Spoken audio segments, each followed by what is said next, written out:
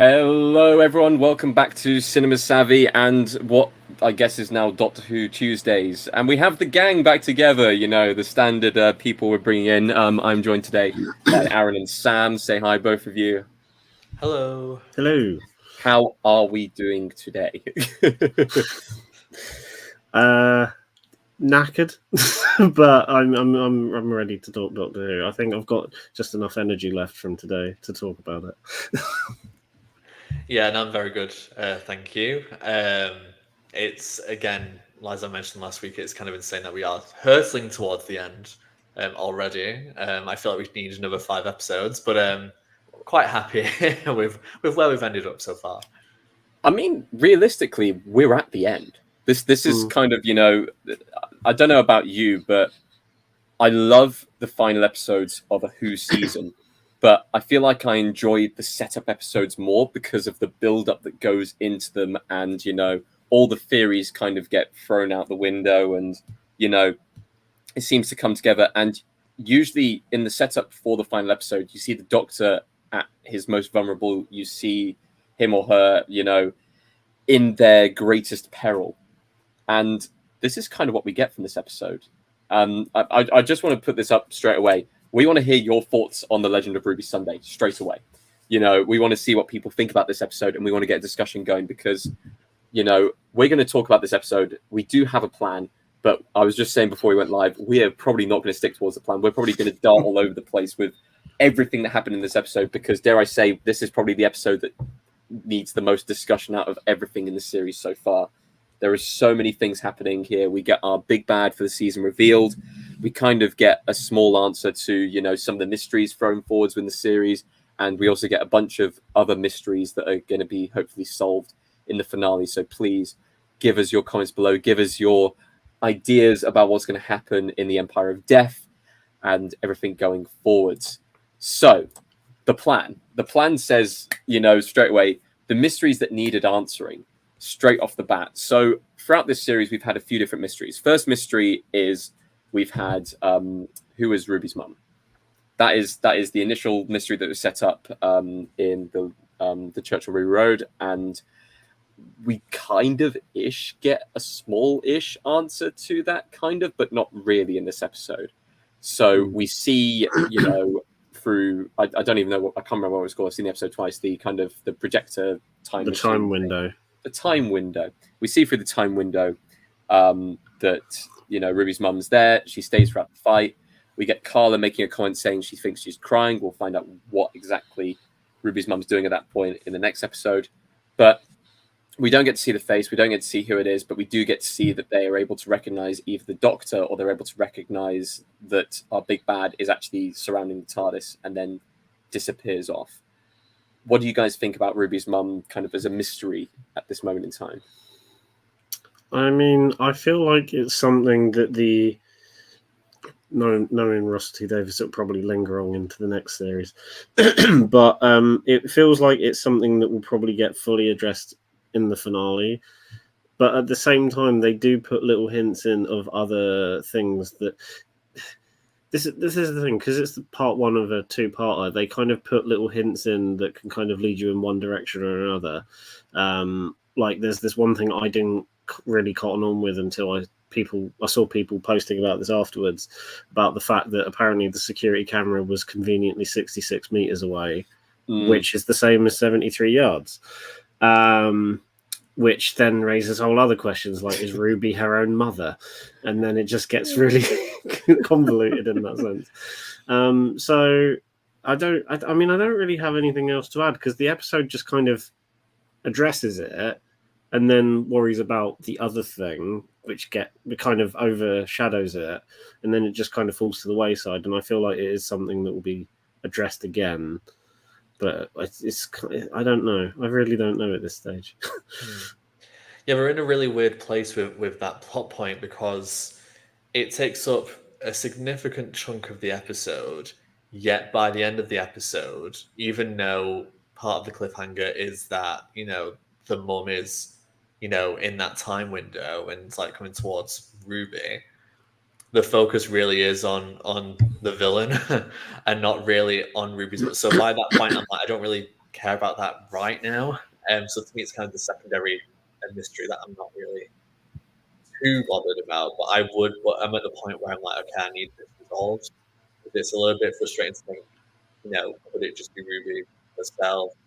Is it another entity? Is it something to do with Tech? Is it anything? I mean, I would go. It's probably none of the above, and it's going to be something completely different.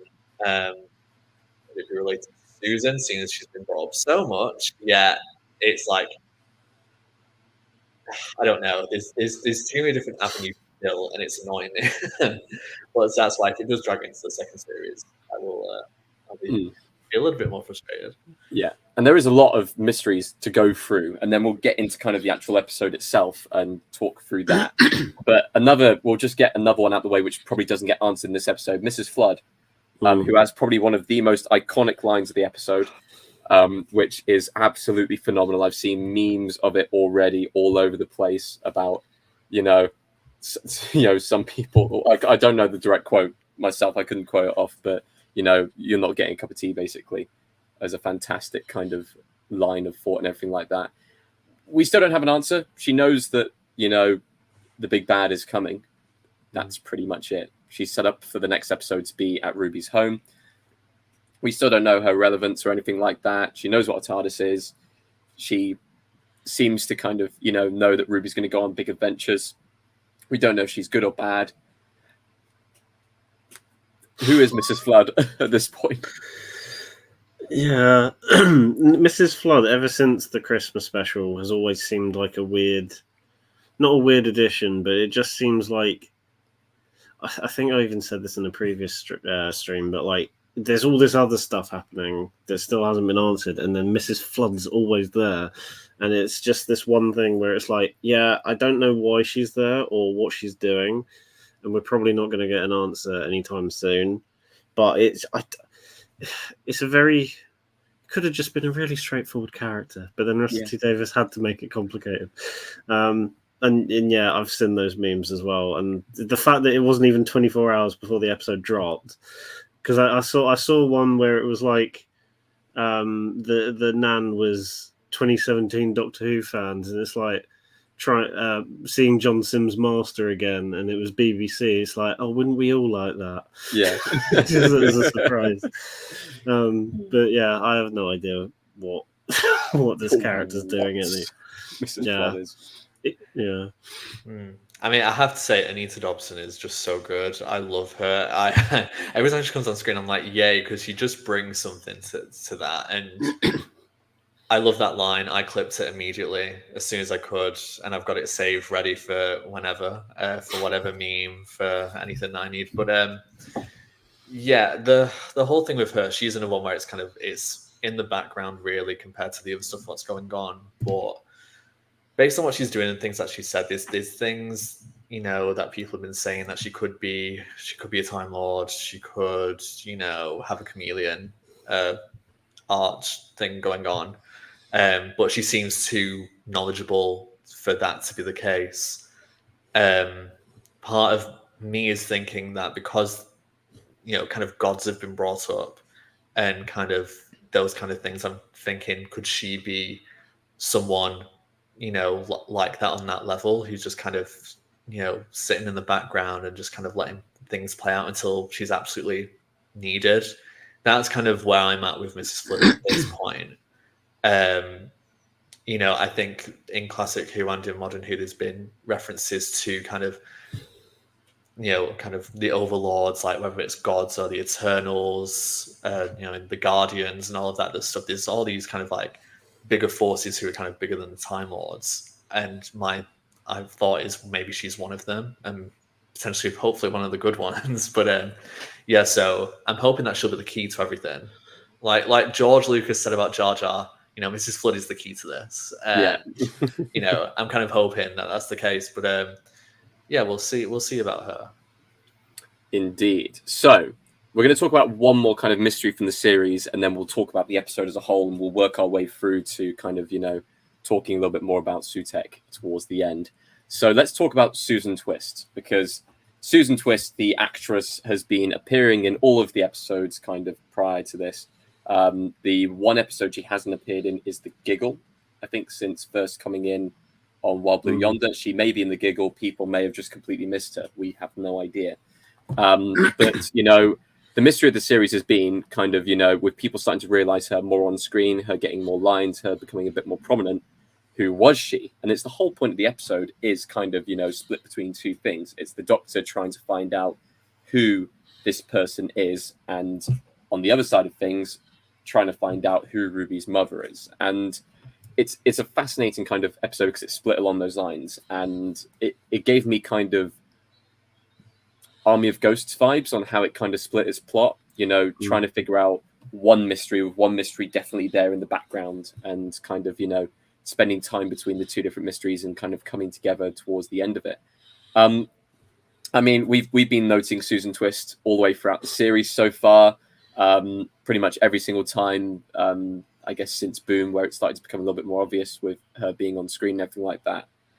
I mean, it's been a brilliant build-up of the mystery, I'll put it that way. And for an actress who hasn't actually had any proper roles before, just kind of supporting background roles, to be kind of thrown into this quite major plot point role, and having a name such as Susan Twist, it's all been planned, it's all come together. But I've really enjoyed her many characters that have appeared throughout the entire series. It's finally great to see her in a role that kind of took center stage in the episode, with Susan Triad coming forwards and kind of being a kind of not so evil tech billionaire who wants to give to the world. Problem is that at the end of the episode, we find out that give is death. But what do you guys think of kind of how they've built up Susan as a character throughout all the episodes, and kind of what they did with her in this episode as well? I think I mentioned this when we talked about Boom, but I knew something was off as soon as Russell T Davies in that interview was like, "Oh yeah, she was just an extra that we had because we ran out of extras." Yeah, no, Russell, no, that's not how that works. I mean, I really like the way they've done it, because it's something that people really didn't cotton on to until about Boom, about halfway through the series, and then it's quite. I quite like how it made people kind of look back at episodes like Wild Blue Yonder and the Christmas one as well. But yeah, I like the way they've done it. I saw a thread on Twitter actually where someone had rewatched all of this series but had swapped the order of Devil's Cord and Rogue, and they watched Rogue second. And the Susan Twist stuff actually makes it feels a lot more, the build up in terms of, it feels a bit more genuine and natural by doing it that way. And I thought it was quite interesting, because especially because in Rogue they just acknowledge her, they just acknowledge the painting and don't necessarily notice that you never get someone saying, "Oh, it's that woman again," like you do in Dot and Bubble, or there's another episode where they do it, but I can't remember. 73 Yards. But having those two episodes swapped around, or even possibly put right next to each other, because they're the ones where she's still kind of in the background and you don't necessarily notice her. And then having episodes like 73 Yards and then Boom and then Rogue, no, not Rogue, Dot and Bubble, kind of lead up into the finale, it just makes a bit more sense. And I can understand that flowing a bit better, because at the start you'd have episodes where she's just there. And then with Dot and Bubble and 73 Yards, you get episodes where she's specifically noticed, and then it just flows a bit more. Whereas the order we currently have, it goes 2 episodes where she's been noticed, and then Rogue, it's just kind of, oh, there's a picture of her, but then we just kind of move on and no one really addresses it. So I'd be intrigued to kind of rewatch this series again, but in a different order, just to see if it would have flowed a bit better. But yeah, I like what they do with Susan Triad in this episode, and they kind of throw us for a loop as well, because again they kind of set her up as like, oh, is she an evil tech billionaire? No, she's just a lovely person. She's an evil Sue tech billionaire. Yeah. Oh. Sorry, I've been waiting for that one. I don't know how to follow that. I mean, I share similar thoughts to Aaron. I do think it's a little bit not unnatural, but the way that kind of her reveal has been done over the series, I think it could have been handled better. As I said, kind of originally, I'm not a big fan of kind of those arcs that are so in your face throughout the entirety. Like Mrs. Flood to me is kind of the best thing, because she's kind of been there and then not really been a part of it, and then been there. It's things that we as an audience can see. I kind of don't like when we as an audience kind of know, oh, that is definitely going to be a twist, but the Doctor and the companion don't know, or at least don't know at a certain point. But yeah, I think you would think after something like a Dot and Bubble episode that's when the Doctor and Ruby would go, right, we need to figure this out because this is crazy. But then we get Rogue, and it's then, like Karen said, she's really in the background, and it's like, well, that's a bit weird. And then we open this episode, and they're just going straight to Unit, and it feels like we've missed something. I think this is when like a TARDIS scene where they kind of piece that together. Or even the cold open for this episode could have been them seeing her again and going, right, we need to talk about this. Yeah. Because I mean, they go through it at Unit anyway, so it's like they've caught a TARDIS scene to go, oh, we'll just explain this at Unit, and that does everything. But no, I feel like we were missing something, and that's kind of the frustrating thing. In terms of who Susan actually is in this, I think she just seems like just really sweet. It's a real shame. Like, I really like how her interactions with Mel, and just kind of like how she's portraying herself. The awful Theresa May dance, which has got the B-52s now stuck in my head because of that song.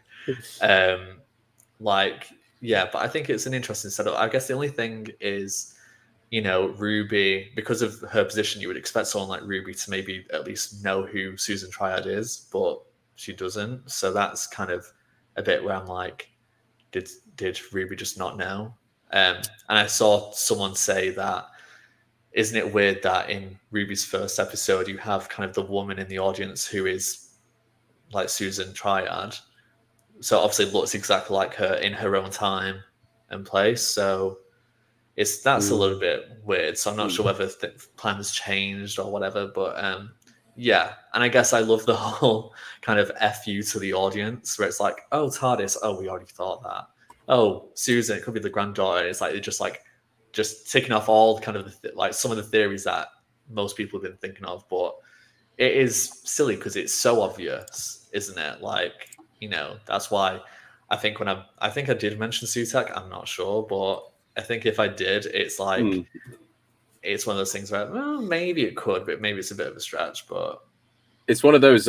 It's a villain that I've seen kind of as a throwaway line that people have used before. I recognize the villain by name before the episode even took place, and I hadn't actually seen Pyramids of Mars, but I did go back and watch Pyramids of Mars after this episode, just so I was a bit more clued in going into the finale and everything like that, how they defeated him last time, and what the character actually was like in Classic Who. We'll talk about Sutek towards the end because I want to save that till last. We do have a comment coming in from Mark. Big weekend. Hope we find out who Ruby's mum, Mrs. Flood, is too. I feel like we're going to get one of those mysteries.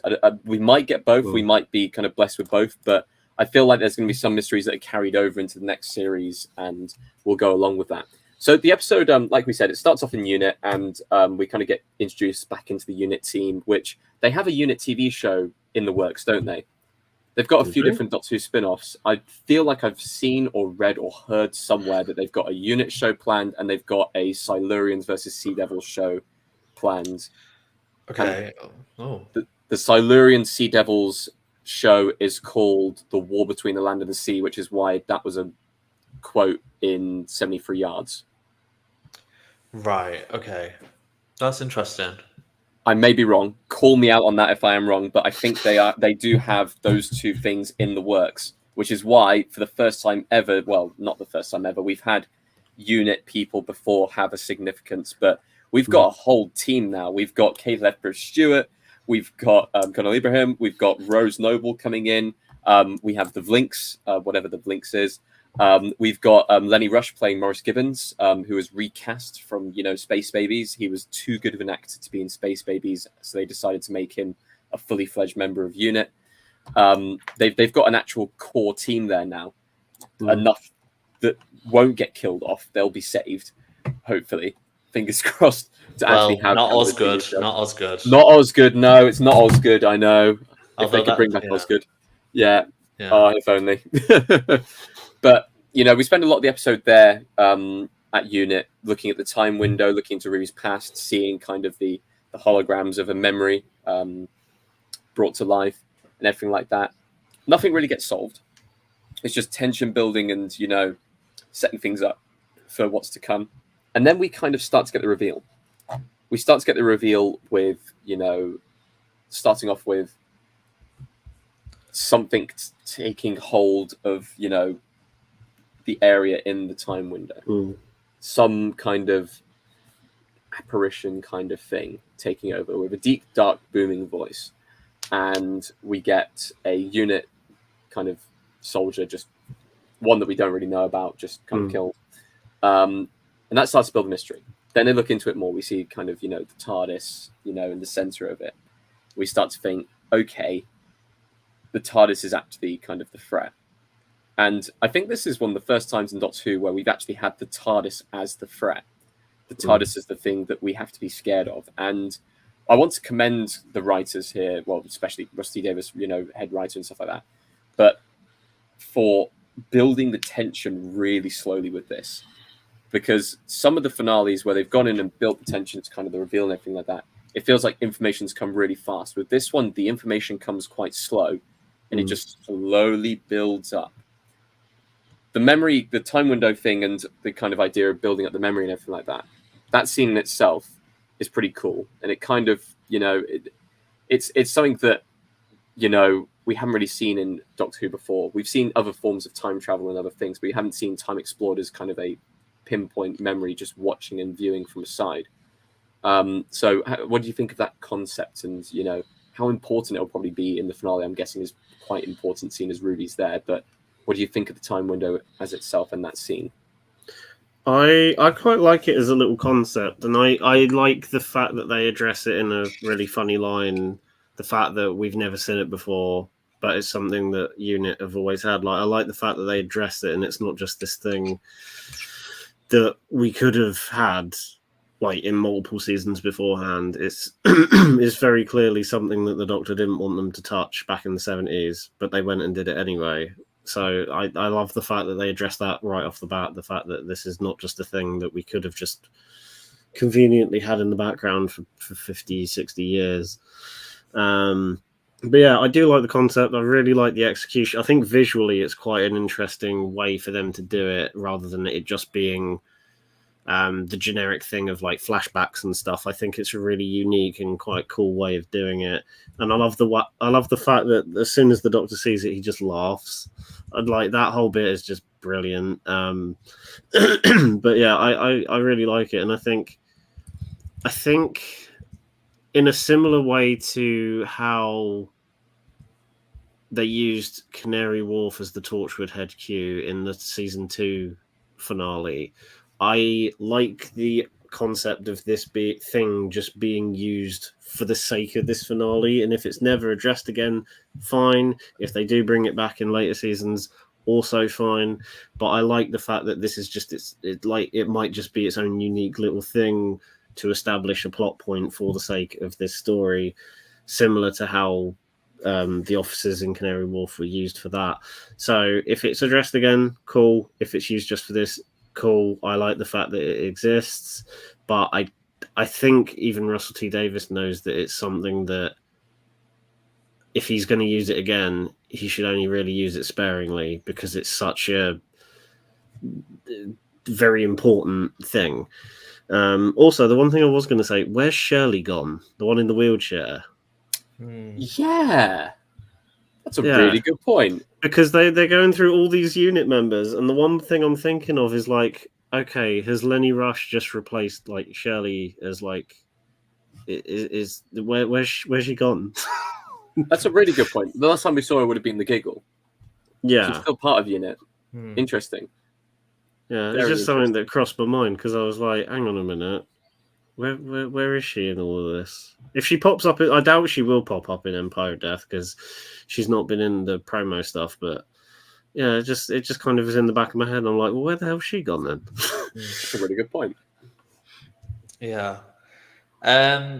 Yeah, the time window stuff I enjoyed. I think that whole sequence, I really enjoyed the build up. It is awful because I think there was something, I can't remember where it was, but they had to explain what a VCR was or what a VHS was, and I was like, oh my goodness. But it's so true. I mean, kids who are watching this are not going to know what a VHS is, and that's absolutely fine. But it's just, it makes go, oh my god.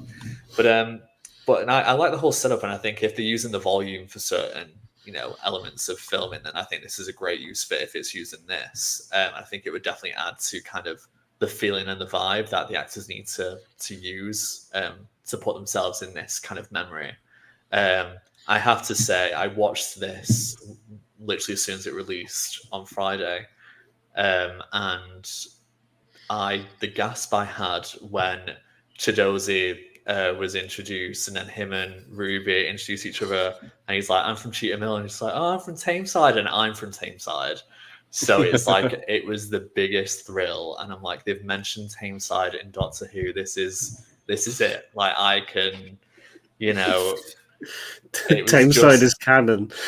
Yeah. I mean, if she'd have said shame side, which some people do refer it to, I would have been like, oh well, fair.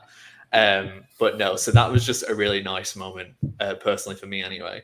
But no, I think the build-up of that, to have something that was really positive, to kind of have that flicker like you would get on a VHS, and the whole aesthetic of it, I thought just fit perfectly.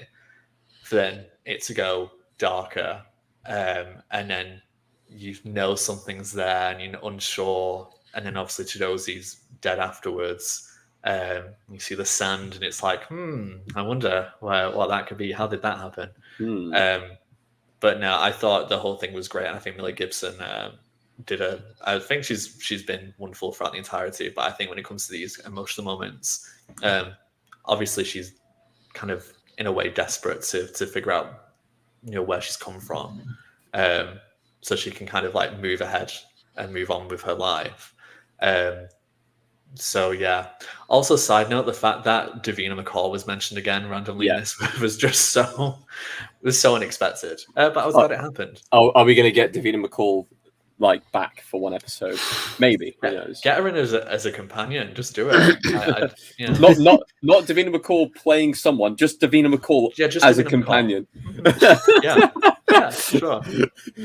It would be fantastic. And I want to just jump off that and say straight away that both Ncuti and Millie have played the emotional moments of this series phenomenally. They've been fantastic for that.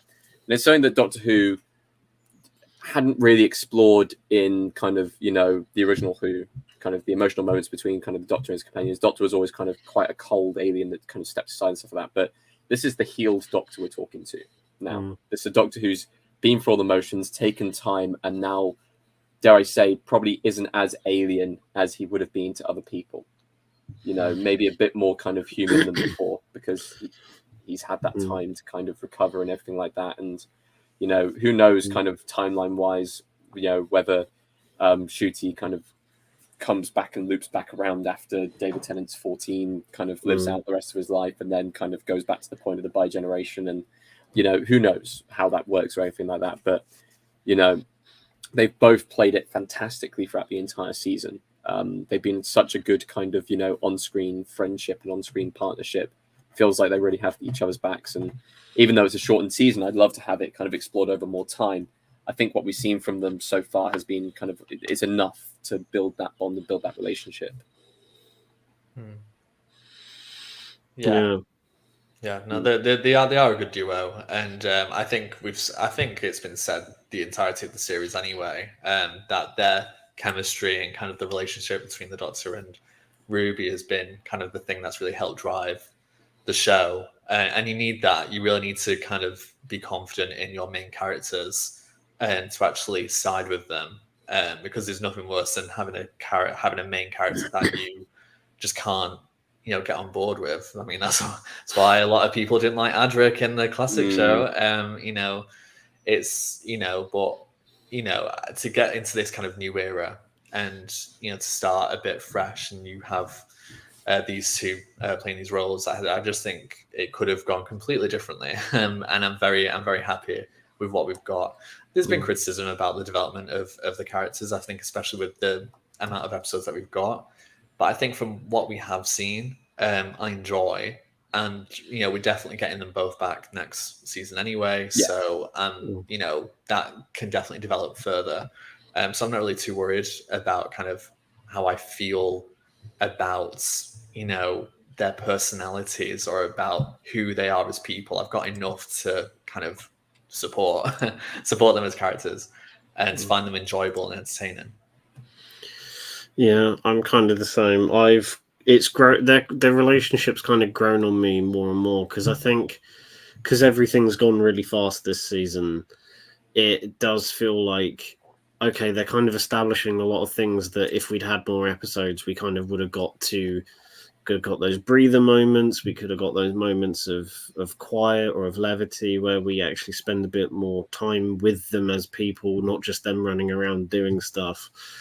But because the season's been so short, it kind of feels like we're lacking that certain element. But I think for the amount of episodes we have, I think it has done a good job at doing that. And again, with there being so little episodes and then there being quite a heavy emphasis on like 2 episodes in a row of it being quite Doctor Light, or having the Doctor be more of a prominent person than the character than Ruby or something like that, it does feel it's weird. I like what they've done, but it feels rushed in places. But it's again, that is purely down to the length and the fact that we're getting through things so quickly. But yeah, I do like how they've kind of like right from the word go when we first met them, they connected in an almost like best friends sort of way, and that's just kind of been amplified with each episode, and it really comes through in this finale as well.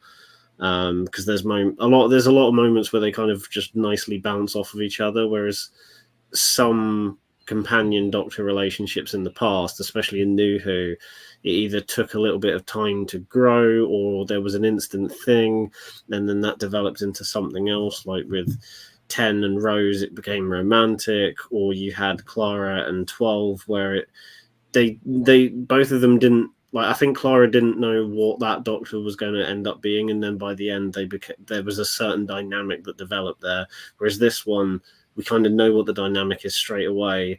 And this series has done a good job of kind of, even though it is very short, it's done a very good job of showcasing that in probably the best way it could have in just 8 episodes.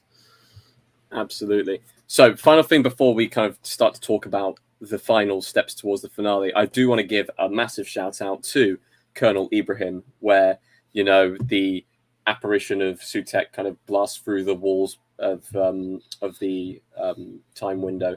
And he's the only person who doesn't flinch. Everyone else ducks for cover, and he's just stood there with his gun, doesn't move. If you watch it on repeat, I noticed it first time. You watch it on repeat, you're like, what an absolute soldier. Great job. Okay, so here we go. We move into kind of the slow kind of build-up. And before we went live, myself and Aaron, we had a quick chat about it. And the one thing that, we immediately went to was it felt like the build-up in Utopia. It felt like that slow kind of realization, reveal, words being said and pieces being put together and everything coming forwards to actually reveal kind of what was going on. Really, really well done. Really well acted by everyone involved. Everything from kind of what was happening with Susan Triad and everything on that side of things, with kind of the Dr. and Mel there, who I guess could also be part of the unit team if she's, in for more episodes of TV. Everything that's involved in unit on the other side and everything involved there as well. Really, really well acted. We had the reveal of Harriet Jones. No, I'm not joking. Harriet Arminger being name revealed, and kind of at that point, everyone's going, got it. Okay, so it's one of the gods then. It's one of the big bosses, and then the slow kind of reveal of kind of naming off the different things. We have the trickster that got a trick, so it wasn't a trickster, sadly. My hopes for it being the trickster as the main villain for the end of the series were not fulfilled. We had mention of the Beast. We had mentions of loads of different gods that the Doctor has faced over the years, and then it finally kind of rolls round to, the big bad, Gabriel Wolf coming back, voicing Sutekh, the god of death, being brought back to Who. Now, like I said, Name rang a bell. Had heard of him before. Hadn't watched Pyramids of Mars, so I'm immediately going to swing us over to the one person who had seen Pyramids of Mars before watching this episode, just to talk us through what was going through your head throughout the reveal. Well, obviously, Sutek had been mentioned. There was, some clues about it. I think one of the most damning pieces of evidence was that someone on the production of Doctor Who didn't like this quote. I think in the magazine or something that they got the villain confused with Poirot because David Suchet played Poirot and Sutek, kind of those things. So people were kind of linking that a few weeks ago anyway. And I guess because there'd been hints of a lot of sand and stuff, it was like, okay, well, if they're going to do a big bad and something to do with, could be related to the toy maker, it could be Sutek. So I was very happy. I mean, again, some criticism on the use of names, Harriet Arbinger, Susan Trier Technology, Sutek. Things are a bit of a stretch. It's like if you want it to be hidden, then maybe use a completely different thing. But when did it hit you? When was it like it's Sutek? Because for me, it was the second they said set, because I'd heard of that being mentioned with Sutek before. It's like set. Oh, it's Sutek. Okay. I think it popped into my head again when Harriet first started talking, purely because of the kind of possession dealt with it. And Sutek in Pyramids of Mars does possess, people. At least one person and part of the Doctor as well at one point. But that's when I was like, okay, could be it. And then, of course, as soon as, again, Seth and Seth, I was like, right, this is it. And then the words started forming. I was like, I can't believe this is actually happening.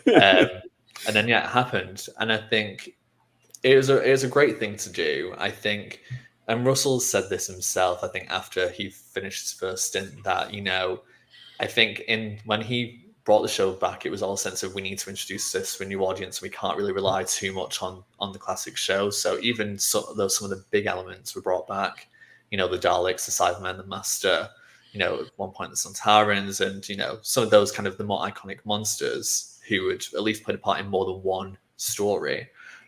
Most of the other stuff, it's like, let's just put a line through that, which I understand why. You can't really rely on that. You can't rely on the old fans and having those links. You really need to kind of get it, into kind of a new generation's head, and having all those references might not work.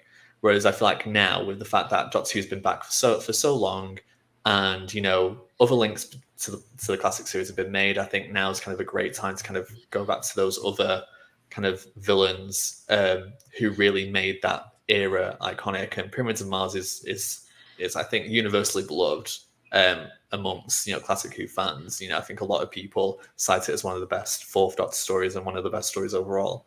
And I think that season where it aired is one of the strongest seasons. It's Tom Baker and Elizabeth Sladen, so Fourth Doctor and Sarah Jane Smith. One of the best TARDIS teams there was. So yeah, I think it's really interesting to have Sutek back, and Russell T Davies used Sutek and the Pyramid of Mars in Queer as Folk.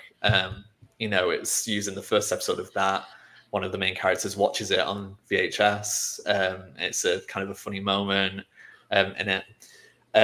So it kind of seems to make sense that he would want to bring Sutek back. And, where Sutek is left in Pyramids of Mars, they kind of believe that he will die or that he is dead. Unlike a time window, he's in a time corridor and he can't escape. So I think the idea that is that he would be dead. But seemingly he's found a way. And the fact that he's come back and even kind of used, the possibility of Susan Foreman being back to really get at the Doctor, I think is a really evil thing to do. But yeah, I think the execution of this kind of cliffhanger is excellent. And I think Doctor Who has always been known for its cliffhangers. Utopias is one of my favorites of all of them. So yeah, I'm just really impressed with the ending. I think some people have really criticized it, and I'm not really too sure why. I felt some of the explanations just seemed very confusing to me. But if you didn't like it, fine. But I think for for people who know who Sutek is, and for those who don't, I think it was still a successful ending and reveal. Yeah, so let me flip the question because, Aaron, had you heard of Sutek before this episode? I'd heard the name. Okay. and answer. No, I'd heard the name, and I've obviously know of Pyramids of Mars and some of those core, like, really important stories from Classic Who. And I knew the rough gist of not necessarily the story of Pyramids of Mars, but how it ended. Because I think there were so many theories going around online of it possibly being Sutek. I'd seen a few videos that explained how that story ended and how that could have possibly led into the fact that he wasn't dead, the fact that he was banished. So the fact that that was still open for him to come back, I kind of knew that. But in terms of the rest of it, I didn't. I didn't know that. But it is interesting. And I was actually just thinking about this while Sam was talking. I was trying to think about like previous season finales we've had since the show has come back since 2005, and how many of them, I know what I mean when I say this, how many of season finales we've had rely on a classic Who villain, and we've had very few that have been so Dalek, Cyberman, Master Daleks, a bit of everyone. A bit of everyone, but mainly Daleks. Then what was the Impossible Astronaut? Which one was that? That series Silence. The Silence was the villain for that one. So that was a new villain. Mm. Then at that point, it's a blur. Seven, the Great Intelligence. So that's a classic. Yeah. Yep, Great Intelligence classic. Then we've got. Are we into Capaldi at that point? So that was Master again. Yeah, that was Master Cybermen, and then get Hellbent and Heaven Sent. Time Lords. Kind of. And you could technically say Time Lords for End of Time, couldn't you? Yeah, that is true. So I mean, going into Jodie Whittaker's, it was a brand new villain because it was it Tim Claw first series? Tim Shaw, whatever the hell the thing that was made of teeth. The tooth monster, the tooth fairy. And then for Jodie Whittaker's second season, it was the Master and Sidemen again. The Master and Sidemen, and then it was the Master again. Yeah, it was the Master plus a mixture of like Sontarans and a bit of everyone. Like so, Sutek it's different. Yeah. It was just something that kind of caught my mind because I'm like, how many in since the show's been brought back have not necessarily saying that they've relied on classic Who villains for season finales. I don't want to say that in a bad way. It's always nice to have a series of however many episodes, and there's a nice variety of old and new villains, and then they end on a classic villain that everyone not necessarily knows and loves, but is one that is a good, reliable end of series villain. And then it just suddenly had me thinking, like, how many recent seasons of the show have that we actually had someone new, or someone that's like a take on an older villain, but is something a bit more new and fresh. Having a very little amount of info to go off of for Sutek, I'm more intrigued now to see what they do in this finale, because not knowing Pyramids of Mars, which I will definitely watch at some point. I don't know when, but I will watch. It's on BBC iPlayer for those in the UK who want to watch it. And Tales of the TARDIS. And Tales of the TARDIS if you want to watch a shortened version. In fact, on YouTube already, Doctor Who has put out 11-minute version of the entire Pyramids of Mars episode to really cut it down to its bare essentials. So people have access to things to get clued in before the finale comes out. Yeah. There's because the Tales of the TARDIS is Thursday, isn't it? Yes. Yeah. I think they're showing it on BBC 4 as well as putting it on iPlayer. So if you want to watch it terrestrially, then one thing again, as someone who's like not au fait with Pyramids of Mars, is that now knowing what the reveal is, the amount of things I've seen online of people then going back to things either in the promo or previous episodes that have hinted to it. A lot of it's been not very obvious stuff, unless it's been an obvious hint to, like the one that returns and all that. But even subtle things, and again, I didn't really realize this having not seen that classic episode, but even the poster, which is this multicolored like rainbow effect, is very similar to the effect that they have on the original Sutek like model time corridor. Yeah, and even that, like, at first when I saw it, I'm like, oh, that's just a coincidence, and then I looked at it more and I'm like, oh, hang on a minute. Yeah, that is like that. It's like two. You know, when you see two similar things, and it's like, no, that's too close for it not to be a coincidence. Yeah, and it's just little things like that. It's like they've even been telling us this from very, very early on, because that was even some of the very early promo posters that we got. But they're very good with Easter eggs, though, aren't they, Doctor Who? They've been doing it for years. I still cannot get over how they were able to weave Vote Saxon, Bad Wolf, all of those together, you know, into those finales, and have them just as subtle things in the background that weren't really mentioned and suddenly become massive for the kind of final part. But other people have mentioned online, Susan Triad's wearing exactly the same suit as what is worn in Pyramids of Mars as well. The exact same costume, the same white suit. As a follower of Sutek. So it's, yeah, there are so many different subtle kind of things happening in the episode. And as far now, I've seen both. I've seen Pyramids of Mars. I've also seen this episode now taken out. The similarities, but also kind of modernizations of various different things involved. Some of them I like. Some of them I think, could they have done better? Could they have maybe changed how it was gone and stuff like that? So what I'm referring to there is kind of the followers of Sutek look amazing. The skulls painted over, phenomenal. They look great. They look scary. They're going to give kids nightmares. They're going to give adults nightmares. You know, they truly are, you know, there to scare people and show them as a threat. You know, whether it is Harriet Arbinger or whether it is Susan Triad kind of going out and bringing Sutek's gift of death to the universe. Well, you say that. I then saw someone comparing the look of Susan Triad in her like death form to Riff Raff from the Rocky Horror Picture Show, and you can't unsee that now. Well, I've seen worse comparisons. I've seen people comparing Sutek to Scrappy Doo from the Scooby Doo movie. Yeah, so. I've seen that as well. Yeah, and that's what I'm saying. Like, design wise, it's really difficult because I don't actually quite like Sutek's original design with kind of the dog face. I like the mask. The mask is scary, and I hope they bring back the mask for the second episode. But, you know, seeing Sutek with the mask off, it is a giant CGI dog monster, and that is a little bit kind of off-putting. And sure, it looks scary in some sense. It does strike a little bit of fear into you, but at the same time, it's very difficult to get over the fact that it's a CGI dog monster.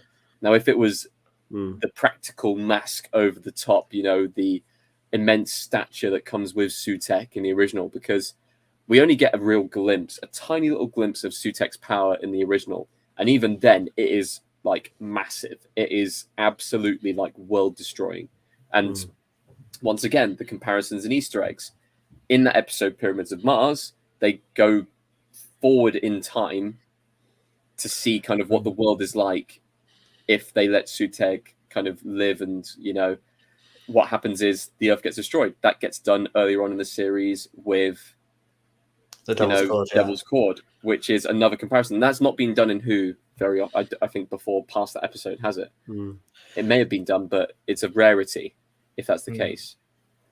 Yeah, I know there's occasionally, not too often, but it's like, oh, well, you know, I'm from this time, so, you know, the world can't have been destroyed at this time. It's like, well, time is relative, and, you know, things, you know, happen. You know, in that story, it's Sarah Jane being like, oh, well, I'm born in 1980, I'm from 1980, which is the whole confusing thing about the unit 70s and 80s thing, because it was actually 1975 or 1974, so it's a very weird thing of that, but it's a good thing for the audience to see. You know, it kind of then gives audiences a bit more understanding of why the Doctor does what they do.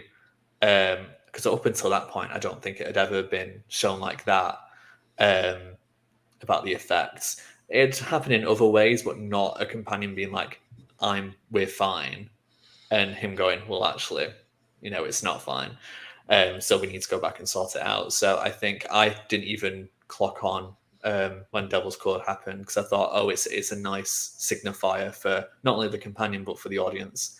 But yeah, it is kind of crazy how many similarities and how many kind of references there were hiding in plain sight. And I think those are more my favorite things, rather than having the more overt kind of references. Although Susan, I'm still clinging on to hope that Susan does return. Yeah, I mean, personally, with me, I'm going to go back to the CGI dog, but I actually quite liked it, because I think I saw someone say when the episode had come out, because I watched it when it on its air, like, the 6:30 original airtime, and I heard someone say that, like, the reason some of the creature effects this series have been a bit hit and miss is because they've obviously spent all their money on the big Disney paid CGI dog at the end. And yeah, it does look quite impressive, and you can tell a lot of the money's probably gone to that. And again, so me not knowing much about Sutek, I wasn't aware that his actual form was a dog. I presumed his actual look was the mask, and not that there was a dog underneath it. So when it turns into a dog, I was like, oh, okay. And then I went back and saw pictures of what the original dog looked like, and it does look like some kid made it out of paper mache in, like, primary school. As much as I do love, like, old classic effects and stuff, doesn't age well. But yeah, I don't really have much else to add in terms of that. But it is intriguing, and it does make me, as someone who hasn't seen much classic Who, want to kind of revisit not just that story to see how it links to this, but also seeing other classic stories and ones that people talk about quite a lot, to see if that could eventually lead to stuff in the future. Because I know there's quite a few, like, really iconic stories. The names of them are kind of escaped my head at the moment, but there's definitely a few where I'm intrigued to watch them, purely because if Russell T Davies is going to Sutek for this season, God knows what he's going to do for, like, the next one or the seasons to come, and what he could potentially grab from in terms of the plethora of stuff that classic Who did. I was going to say quickly just about the visual of Sutek. I think I do prefer kind of the kind of humanoid version that we do get in Pyramids of Mars with the mask on. I think, to me, that is Sutek. That's kind of the visual that I immediately go to, rather than the dog face. So part of me is, kind of thinking, is the dog that we see on the TARDIS at the end of this story just one visual of Sutek? Is there another? So, I mean, I'm kind of interested to see how that goes down. But I mean, in any case, Gabriel Wolf, the voice is still, like, impeccable, like, absolutely iconic. I hate to overuse the word iconic, but I mean, it's just it's so distinguishable, and really kind of hits home kind of what type of villain this is. And the fact that he's in his 90s now, and of course he came back to play the Beast in the Impossible, what's that one? The Impossible Planet? The Satan Pit and the Impossible Planet. Yeah, which are once again a fantastic two-parter, which I might also watch before the next episode as well, just to kind of lead me into it. But now we go into kind of our final section of today, which is just kind of, how is the Doctor going to solve it? Just throw me a theory out there, or what you think is going to happen in the Empire of Death. Even if you don't know what's going to happen, what do you think is going to be solved at the end of the next episode? I'm gonna let Sam go first with this, because I kind of got nothing. Well, the original aim of Sutek was to be free. So, and be free and then destroy everything. So, Sutek was originally trapped and escaped. The Doctor and Sarah stopped that. So now I'm like, okay, Sutek has been clinging onto the TARDIS for God knows how long. What does he actually need? How is he going to do this? Because it would appear to me that it would be more than just the Earth. Like he will kind of extend his reach throughout the universe. So I'm interested to see what exactly happens there. Part of me was like, do the Vlinks have some form of connection? Because in Pyramids of Mars, Sutek has the mummy robots, and the only robots about at the moment are the Vlinks. Could they somehow link to it? It's kind of a shame about Liz Slater. I know she's been gone for a while now, but it would have been great to have kind of Sarah Jane in this. I think Mel being in it is kind of a good substitute. I think, by the way, her character has literally been improved tremendously because of her 2 appearances so far. I know that there's potentially talk about classic companions switching out that role in unit because of what Kate's trying to do to bring them in. So I think that would be an interesting thing for the future as well. But we know from clips that the Doctor and her on her scooter. So I wonder where they're going, what they're going to do. Again, I kind of feel like Mrs. Flood might have a bigger role to play in this, especially with Ruby kind of stuck in the time window, as far as I'm aware.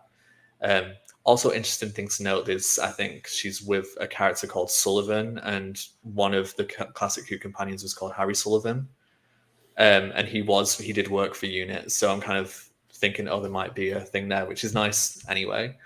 And yeah, I don't think anyone at UNIT's going to die. I'm not too sure.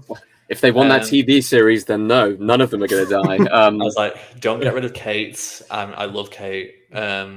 I really have wrote, like, I can't believe she's been kind of around on our screens now for about 10, 12 years now, or 10, 11, which seems crazy. But I think she's really solidified herself as part of this, as kind of this recurring character, like her father in it.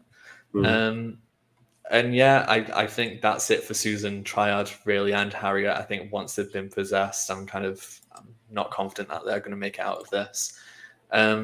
And yeah, hopefully we'll find out who the mother is. But like I've said, they've mentioned Susan so much and about the Doctor's family that I feel like to not have any kind of payoff for that would be silly. I don't think he would reference that so much to not have anything. My idea of that is that will lead on to the new companion who enters next year or in the next season. That my theory would be that potentially Caroline Ford comes back and regenerates into her, and then Susan returns as part of the TARDIS team, or at least that's my hope.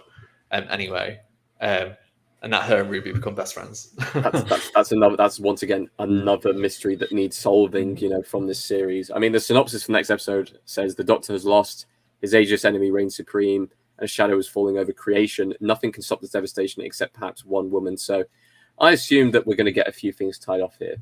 I think we're going to get Ruby's mum tied off here. I think we're going to get kind of Ruby's kind of birth and everything like that tied off here. Whether we get, Mrs. Flood tied off, how she's going to survive this, or how she's going to trick her way out of this, or whatever Mrs. Flood is as a character, we will find out, I guess. But I feel like there's still loads of mysteries to solve. I don't really have any theories out there for how they're going to stop Sutek. The only thing I can think of is if the TARDIS is the kind of thing that's, the threat at the moment, at least, I think the TARDIS is going to have to be the solution as well. So whether we find out how that's done, who knows? But one interesting thing I'd like to know is, will they bring back Donna? Will they bring back 14 and close off that story for good? We've got Stephen Moffat writing the Christmas special, and it's going to be his last episode he's writing for Who. Is there going to be a massive link to that? A lot of people making mention of River Song and whether, Mrs. Flood has a link to that because, pond, river, flood, all of those kind of connected words. And we know Doctor Who and we know how Moffat writes. It's very on the nose in that sense. But there are so many theories going out there. I can't really throw any that will stick to the wall and see what helps because, it's Doctor Who. They always come up with a very complicated way of solving things. But usually the mystery is solved in part one. You've got to just figure it out. So we'll see how it goes. I think from my perspective, I don't really have a theory, but the one thing I just don't want to happen, because it's the one thing that kind of grates on me a tiny bit with what's the last episode of series 3? Last of the Time Lords. Oh yeah. Yeah. The one thing that annoys me with that story is something I can overlook, but then in hindsight I think back to it and I'm like, that is rather annoying. Is how Deus Ex Machina, the whole story kind of like they're in such a crap situation, and then it all just kind of gets nicely resolved and put back to square one again in a matter of minutes in a way that kind of feels a bit not undeserved. It just kind of very convenient, so to speak. Whereas a lot of the other season finales we've had, there is like a logical point A to point B reason for things being put back together, or the story resolving itself. Whereas that's like one of the only finales where I'm just like, you really kind of wrote yourself into a corner there, Russell, and you've just kind of Deus Ex Machina your way out of it. And my one worry is because this is veering very heavily into everything's screwed. Like literally everything you can think of is in a really bad state. Is it going to get to that point where he will write himself into a corner again and we'll have to kind of, oh, hang on a minute, this thing comes out of nowhere and then everything's back to the way it was and everyone's kind of, nothing happened. And that's my one worry. I don't really have any theories, but that's just my one worry in the back of my head, is that like, I just hope we don't get something like that where it just kind of you get such a very good setup in terms of everything is at the possible worst it could be, which in terms of this story is really great, because I think the stakes are as high as we could have got them. I just don't want it to revert to, oh, it's really, really bad. It's really, really bad. Oh, never mind. It's all clean now. Everything's good. It's fine. No, it was just a blink and we fixed it sort of thing. And that's just the one thing I'm just worried about in the back of my head. That's the one thing. Yeah. I mean, I think quick wrap-ups I'm never a big fan of. I think usually, especially in Classic Who, because things were not smaller, but because of just the way it was very easy to kind of go, okay, well, this is just finished, we're going to go now, bye. And that's it. But things like that, I think Last of the Time Lords I don't love because of that. At least with something like The Stolen Earth and other things, it's like, okay, they acknowledge, Doomsday, they acknowledge that people died that day and that this happened and all of this stuff. I think it'd be different if the Time Lords were around as an entity, because you could fully kind of expect, okay, well, they could, with the powers that they have, they could affect things, like they had done previously. But when they're not there, it's kind of like, okay, this is going to take a massive stretch to get this, to getting this to make sense and to make it satisfying for me as a viewer. So yeah, I'm hoping that whatever happens, this can at least maybe, if there's not a lot of time afterwards, at least maybe it's referenced in the Christmas special in the next season. I don't want it to be completely dropped. There's a lot of stuff happening. And I think echoes of that do need to kind of carry on to make it have a bigger impact. Otherwise, it just makes it seem pointless. Absolutely. So many mysteries that need solving towards the end of this series. Who is Ruby's mum?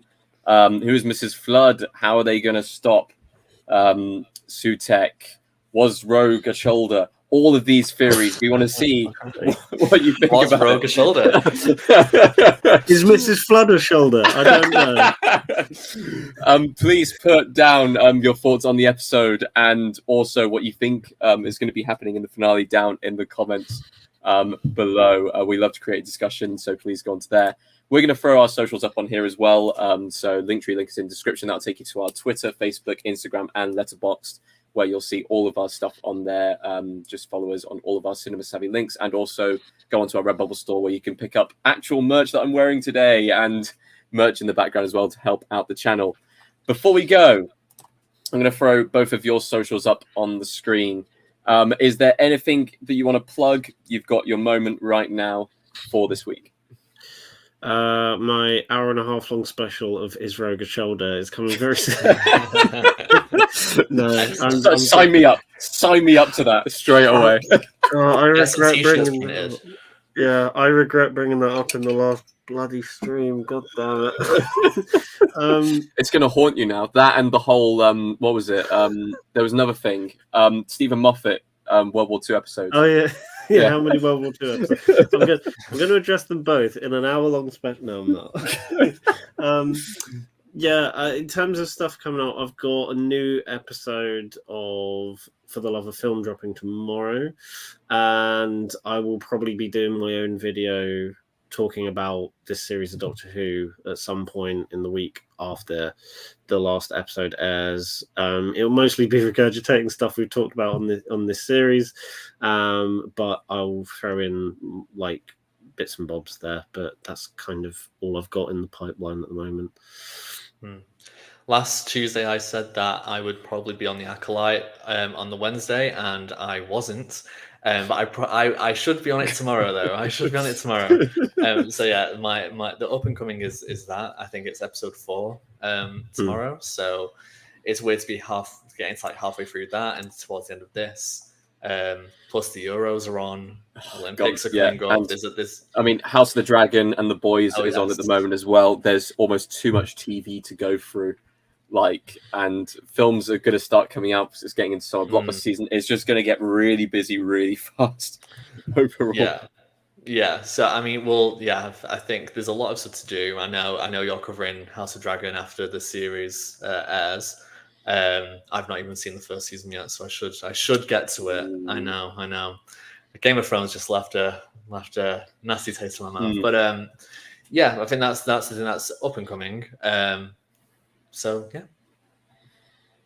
brilliant. And probably some Mrs. Flood memes.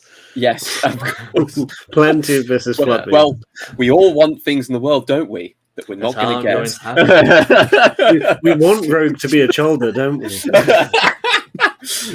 Anyway, thank you ever so much for joining the discussion, everyone, and we will see you next week with the finale. Looking forward to it. Thank you.